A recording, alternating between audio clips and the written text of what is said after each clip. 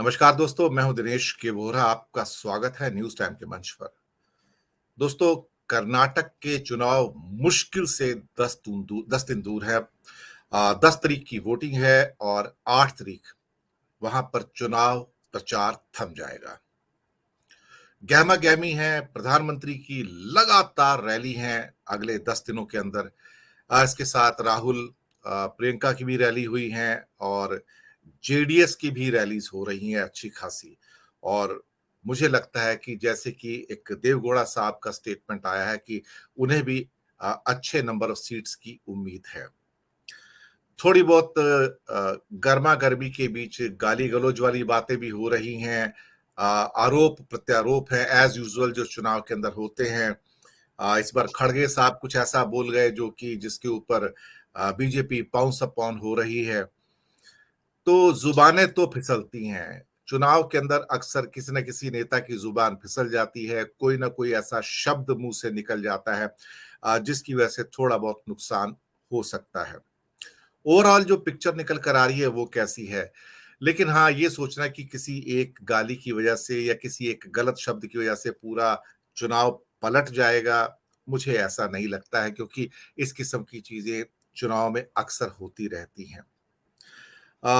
Modi magic के ऊपर पूरी भाजपा डिपेंड कर रही है। दूसरी बात, कर्नाटक उनके लिए साउथ का गेटवे है और अगर इसके द्वार भी पार्टली बंद हो जाते हैं और अगर सत्ता खिसक जाती है तो भारतीय जनता पार्टी के लिए एक बहुत बड़ा धक्का होगा।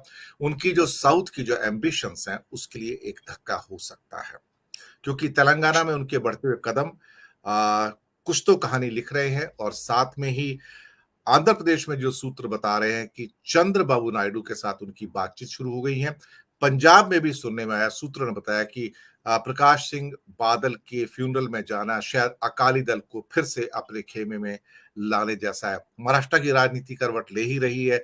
हालांकि शरद पवार तो कभी भी राइट विंग में गए नहीं है, लेकिन हाँ, उनके भतीजे अब बहुत प्रयास कर रहे हैं। तो ऐसा लगता है कि भारतीय जनता पार्टी की बेचैनी इसमें है कि वापस से कुछ एलाइज को एनडीए में मिलाया जाए ताकि उनको स्ट्रेंथन किया जा सके। लेकिन कर्नाटक के हालात कैसे हैं? जो मेहमान आज हमारे साथ जुड़े हैं कर्नाटक के चुनाव के ऊपर चर्चा करने के लिए, उनका मैं तारुफ दर्शक मित्रों आपसे करवा देता हूं। हमारे साथ है वरिष्ठ पत्रकार विश्लेषक मीडिया पर्सन विजय ग्रोवर जी, बैंगलोर से जुड़ रहे हैं। सर, आपका बहुत बहुत स्वागत है। हमारे साथ वरिष्ठ पत्रकार सुनील शुक्ला जी हैं। सर, आपका बहुत बहुत स्वागत है। हमारे साथ अनिल सिन्हा जी पूना से जुड़ रहे हैं। सर, आपका बहुत बहुत स्वागत है। और हमारे साथ मुंबई से धनंजय कुमार जी जुड़ रहे हैं। सर, आपका भी बहुत बहुत स्वागत है। आपने editor the common man start किया, आपको बहुत बहुत बधाई हो और ये कॉलम आपका प्रसिद्ध हो, आगे बढ़े। द कॉमन मैन, मुझे आर के लक्ष्मण साहब की याद आ जाती है, बाबूजी की, तो आपने हमें वो याद पुनर्जीवित की है। सबसे पहले विजय जी, मैं आपके पास ही आऊंगा। आपके समय की बाध्यता है, मैं उसका सम्मान करता हूं। और कर्नाटक में लेटेस्ट इस टाइम क्या चल रहा है, क्या हालात हैं? हालांकि चुनावी गर्मी है और गहमा गहमी भी है। आपकी नजर में क्या परिदृश्य उभर कर आ रहा है, ग्रोवर साहब? दिनेश जी धन्यवाद। सबको नमस्कार मेरा। खास तौर से अगर चुनाव की गहमा गहमी से पहले पिछले कुछ दिनों से जो मौसम की गहमा गहमी या गर्मी थी वो ज्यादा देखने को मिल रही थी, लेकिन कल जब खरगे जी के बयान आया, जब उनकी जुबान फिसली, तो उसके बाद शायद चुनाव में वो गर्मी आ गई है जिसके सामने मौसम की गर्मी भी बहुत कम लग रही है। तो जी।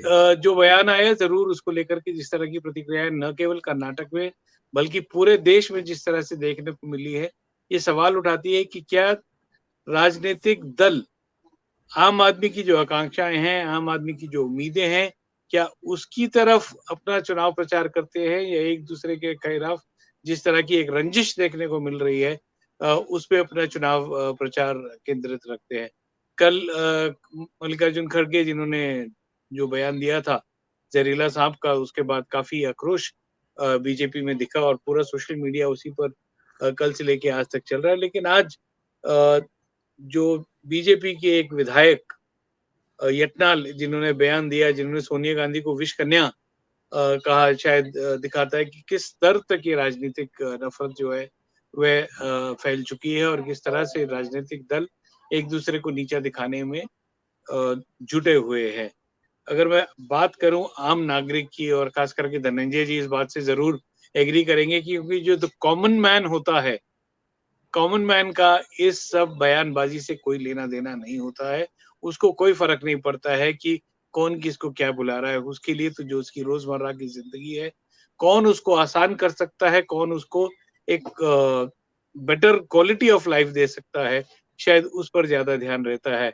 और ये चुनाव जब स्टार्ट हुआ था तो जो ऑपोज़िशन का अटैक था, वह एक राज्य सरकार पर था और वो था सिर्फ़ करप्शन को लेकर के। हमने देखा कि कांग्रेस ने जब ये अभियान चुनाव की घोषणा से पहले ही शुरू किया था, तो उन्होंने 40% कमीशन के जो आरोप लगे थे बम्बई सरकार पर और जिस तरह से एक करप्शन को लेके माहौल बना था। आपको याद होगा कि विधायक के घर से 8 करोड़ रुपया कैश मिला था, चुनाव जी। की घोषणा से सिर्फ 5 दिन पहले।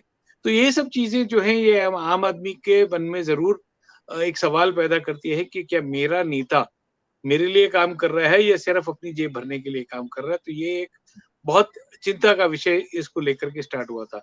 लेकिन जैसे-जैसे चुनाव प्रचार ने तूल पकड़ा और हमने देखा कि जिस लेवल पर आकर ये बयानबाज़ी खड़ी हो गई, जहाँ मुस्लिम आरक्षण को लेके सवाल उठे और अभी जिस तरह से प्रधानमंत्री मोदी पर जो कल बयान आया, उसके बाद जिस तरह की नाराज़गी देखने को मिल रही है, तो शायद आम आदमी तो बस इंतज़ार कर रहा है कि कब 10 तारीख हो, वह अपना मत डाले और अपनी जो राय है जिसके लिए कि हर कोई लड़ रहा है, वो अपना वोट डाल दे और उसके बाद शायद बात समाप्त हो जाए, ताकि 13 मई को पता लगे कि आखिर इन सब, चाहे वो जाति के नाम पर बँटवारा हो, धर्म के नाम पे बँटवारा हो या जिस-जिस तरह से राजनीतिक दल लोगों को बाँटने की कोशिश कर रहे हैं, क्या वह सही है?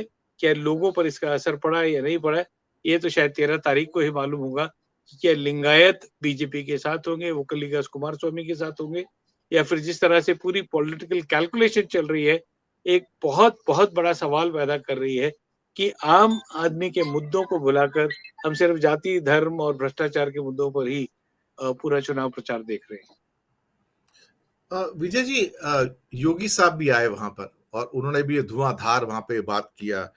लेकिन उनकी बातें ले दे के फिर वो सारी की उत्तर प्रदेश दंगा मुक्त है और वहां पर राम मंदिर बन रहा है और हम कर्नाटक को एक विकसित राज्य बना देंगे, डबल इंजन की सरकार बहुत कुछ करेगी। कभी कभी ऐसा लगता है कि जो एक 6.5-7 करोड़ का राज्य कर्नाटक है, जिसकी पर कैपिटा इनकम भारत में सर्वोच्च है बड़े राज्यों के अंदर, नंबर 1 पर है, और उत्तर प्रदेश को उसके बराबर आने में कम से कम नहीं तो 50 साल और लगेंगे मेरे मेरे हिसाब से, क्योंकि वो इतना ज्यादा पीछे है। और कर्नाटक, जितना मैंने देखा है, मैंने जाना है कि पूरा का पूरा बारिंग फ्यू पॉकेट पूरा अर्बनाइज्ड है, पूरा उनका जो रूरल सिस्टम वो भी अर्बनाइज्ड है वहां पर। तो समृद्धि चारों ओर आपको मिलेगी, ना केवल बैंगलोर में, बाकी जगह भी आपको मिलेगी समृद्धि। पता नहीं वो कौन सा विकास देना चाहते हैं योगी जी वहां पर, जो उत्तर प्रदेश का मॉडल लाना चाहते हैं। तो और दूसरी बात, वो प्योर हिंदी में बात करते हैं तो लोग थोड़ा सा उस मामले में, वहां पर मैंने देखा है कि जहां वो बात करते हैं तो लोग ना तो उतनी हिंदी समझ पाते हैं, ना शायद उसको उतना अप्रिशिएट करते हैं। लेकिन ये पूरा का पूरा एक एक शब्द, और बीच में कुछ पंजाबी शब्द भी बोल दिए कि हाँ सब कुछ चंगा सी। अभी आप कन्नड़ में जो हमारे जो भाई बहन है उनको जाके पंजाबी मिक्सअप करके दो चार वर्ड, मुझे अमृतसर में बोलते थे समझ आता था, लेकिन कर्नाटक में आप इस भाषा का उपयोग करें, मुझे कुछ समझ नहीं आया। विजय जी। दिनेश जी, जहाँ तक अगर बात की जाए इस पूरे जो चुनाव प्रचार का है, आपने बिल्कुल सही कहा कि कर्नाटक में जो पर कैपिटा इनकम है, वह 6,23,000 रुपए है। हर नागरिक की एवरेज इनकम जो है वो 6,23,000 है। यूपी में 2 लाख के करीब अभी आ रही है, अबाउट 180 या 183, या बिहार 150 के करीब। तो सही बात है कि विकास, सर, कौन सा विकास की बात तो पता नहीं। $980, 980 डॉलर है सर। भारत के सिर्फ दो ही राज्य हैं जिनकी पर कैपिटा इनकम $1,000 से कम है, एक उत्तर प्रदेश और एक बिहार है सर। जी सर। हाँ, सर, दूसरी बात यहाँ पर ये है कि जिस विकास की वे बात कर रहे हैं, तो शायद उसमें कहीं न कहीं एक बार फिर बुलडोज़र ज़रूर दिख रहा है। क्योंकि हमने देखा कि जहाँ पे भी वह कैंपेन के लिए गए, वहाँ पे बुलडोज़र ज़रूर खड़ा हुआ मिलता था और बुलडोज़र पर पार्टी कार्यकर्ता खड़े होकर के उनका स्वागत कर। तो ये चीज़ें कहीं न कहीं जो नफ़रत की राजनीति, मैं खुद कर्नाटक में पिछले 25 साल से हूँ। हमने कभी ऐसा जिस तरह का जाति पर बँटवारा अब देखने को मिल रहा है, शायद 20 साल पहले भी जाति के नाम पर इतना बँटवारा नहीं होता था। तो डेवलप्ड स्टेट से we are reducing ourselves the political discourse to caste based communal agenda. तो ये कहीं से विकास तो नहीं समझ आता हमारे को, लेकिन ज़रूर हाँ, ये एक चिंता का विषय ज़रूर बन गया है कि लोग कास्ट में भी सब कास्ट और उसको लेकर के आरक्षण और सारी बातों को कर रहे हैं। आपको शायद ध्यान में होगा कि अभी भी सुप्रीम कोर्ट में जो 4% मुस्लिम आरक्षण की स्क्रैप किया गया था, उसको लेकर के सुप्रीम कोर्ट में याचिका चल रही है। और उसकी जो पॉलिटिकल मैसेजिंग थी, हालांकि उसको इम्प्लीमेंट नहीं किया जा सकता, पॉलिटिकल मैसेजिंग जो थी वह बीजेपी के जो नैरेटिव है उसमें कहीं ना कहीं फिट होती नजर आती है। हालांकि इस बात पर अभी तक कोई स्पष्टता नहीं है कि क्या धर्म के आधार पर जिस तरह की रिजर्वेशन जो थी कॉन्स्टिट्यूशन में दी गई थी, और 2012 में जब बीएस येडियुरप्पा यहाँ के मुख्यमंत्री थे, उन्होंने उसको उनकी सरकार ने रेटिफाई किया था, तो आज ऐसा क्या हो गया कि 10 साल बाद वे उसको पलटना चाहते हैं। सेम बीजेपी तब भी थी और अभी भी बीजेपी सरकार है। लेकिन सवाल जब लोग आम नागरिक ये कहते हैं कि सरकारी नौकरियां तो है ही नहीं, पिछले 3 साल में जो भर्तियां हुई हैं वो शायद ना के बराबर हुई हैं, लेकिन एजुकेशन से ये रिजर्वेशन अगर हटा के मुस्लिम बच्चों को अगर सीट्स नहीं रिजर्व करके दे रहे, तो कहाँ से सबका साथ और सबका विकास का जो नारा दिया जाता है वो पूरा होता हुआ नजर आ रहा है। तो ये चीजें जो है काफी डायकोटमी है, जिसमें कि कुछ स्पष्टता किसी के मन में नहीं है कि क्या करप्शन से ध्यान हटाने के लिए ये सारे मुद्दे उठाए जा रहे हैं या इनसे ध्यान हटाने के लिए विश्वकन्या जैसी बातें की जा रही हैं, क्योंकि किसी के पास आम आदमी को ऑफर करने के लिए कि मेरा स्पष्ट रोड प्लान ये है, मैं ये आम आदमी के लिए करना चाहता हूँ, वो शायद कोई भी राजनीतिक दल खुलकर इस पर बात नहीं कर रहा। दिनेश भाई, अगर दिनेश भाई अगर मुझे इजाजत दे तो मेरे मन में एक जिज्ञासा, एक सवाल है जो विजय भाई से पूछना चाहता हूँ। जी जी। देखिए, हम सब जान रहे हैं, अभी आपने बताया भी कि कर्नाटक पढ़ा लिखा स्टेट है, बिहार की तुलना में तो बहुत ज़्यादा है। कर्नाटक पर कैपिटा इनकम में भी बहुत ज़्यादा है। बिहार जो है गरीबी में भी सबसे ज़्यादा है, 50% से ज़्यादा आबादी बिहार की गरीब है, वो कर्नाटक में स्थिति नहीं है।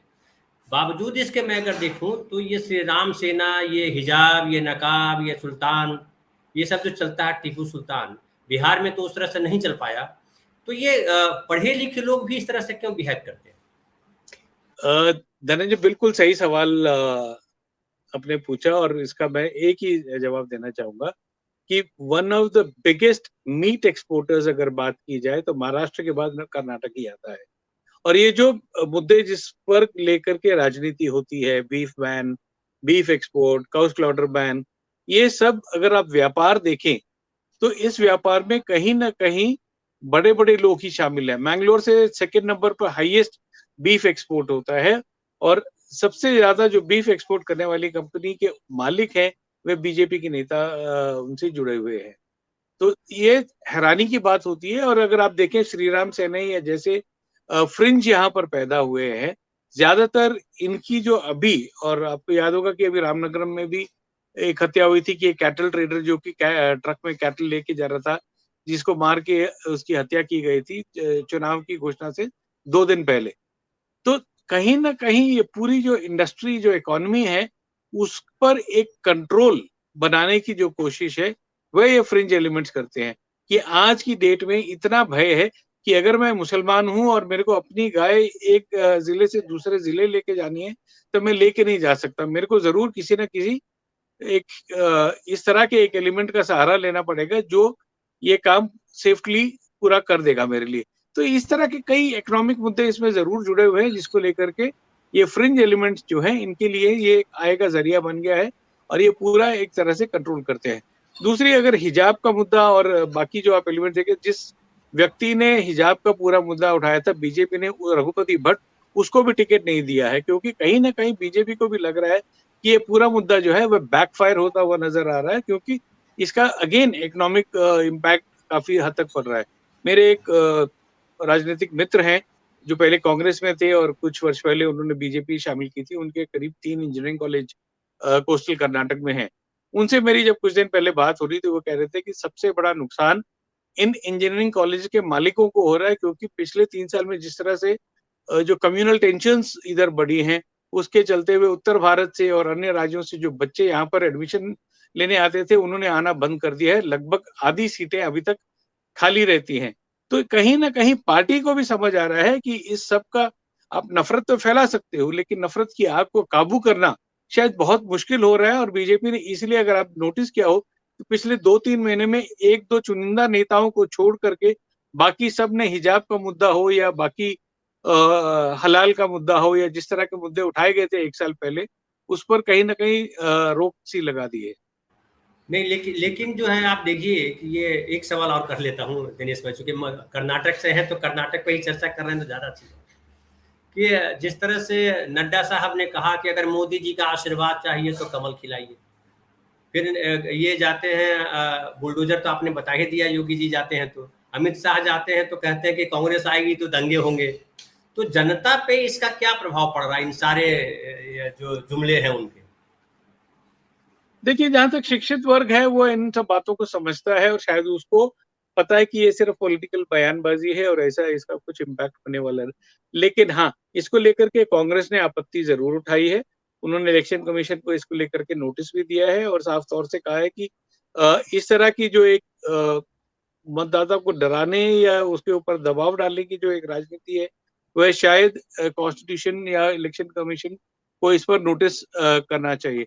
तो ये सब चीजें जो हैं टिपिकल जो बीजेपी स्टाइल ऑफ फंक्शनिंग है, डबल इंजन सरकार में ही प्रधानमंत्री ने खुद अपने संडे को जब उन्होंने कार्यकर्ताओं से बात की कि डबल इंजन सरकार होती है तभी लोगों को फायदा होता है, राज्य में अगर अलग सरकार होगी तो शायद उनको बेनिफिट नहीं मिलेगा।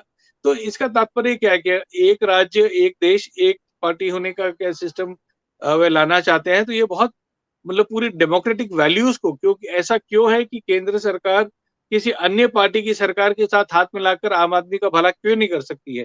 ऐसा क्यों ज़रूरी होना चाहिए कि अगर दोनों जगह केंद्र और राज्य में एक पार्टी की सरकार होगी तभी इंसान या आम नागरिक का भला होगा? तो ये कुछ ना कुछ सवाल बहुत लोगों के मन में खड़ा कर रहा है कि क्यों इस तरह से एक इन्फ्लुएंस बनाने की कोशिश की जा रही है, डराने की कोशिश की जा रही है, जिसको लेकर के जेडीएस और कांग्रेस दोनों ने आपत्ति उठाई है। जी, बहुत-बहुत धन्यवाद ग्रोवर साहब, आप आए।